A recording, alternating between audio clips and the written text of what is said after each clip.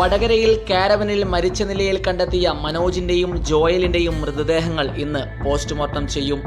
പോസ്റ്റ്മോർട്ടത്തിന് ശേഷം മാത്രമേ മരണകാരണം വ്യക്തമാവുകയുള്ളൂവെന്ന് പോലീസ് അറിയിച്ചു. ഇന്നലെ രാത്രി 8:30ഓടെയാണ് വടകര കരിമ്പനപ്പാലത്ത് കാരവന്റെ വാതിലിൽ മനോജിനെയും ഉള്ളിൽ ജോയലിനെയും മരിച്ച നിലയിൽ കണ്ടെത്തിയത്. വാഹനം ഒതുക്കി ഉറങ്ങാൻ കിടന്നപ്പോൾ AC-യിൽ നിന്നുണ്ടായ വാതകം ശ്വസിച്ചതാകാം മരണകാരണമെന്നാണ് പ്രാഥമിക നിഗമനം. എന്നാൽ ഇക്കാര്യം സ്ഥിരീകരിച്ചിട്ടില്ല. കാരവന്റെ ഡ്രൈവറായ മനോജ് മലപ്പുറം സ്വദേശിയും കണ്ണൂർ സ്വദേശിയായ Joel സഹായിയുമാണ്.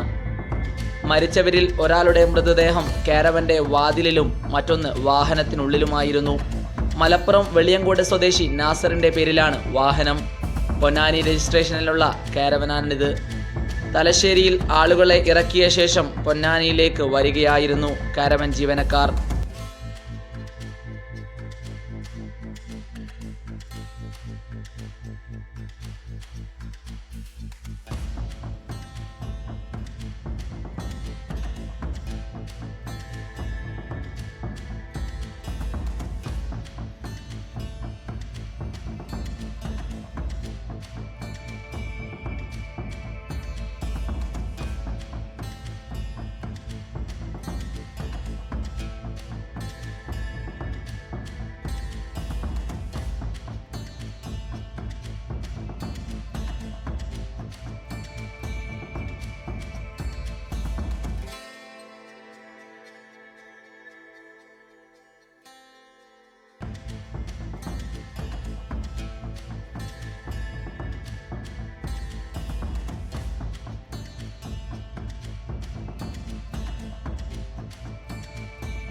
Sport Kerala news, Vadakara.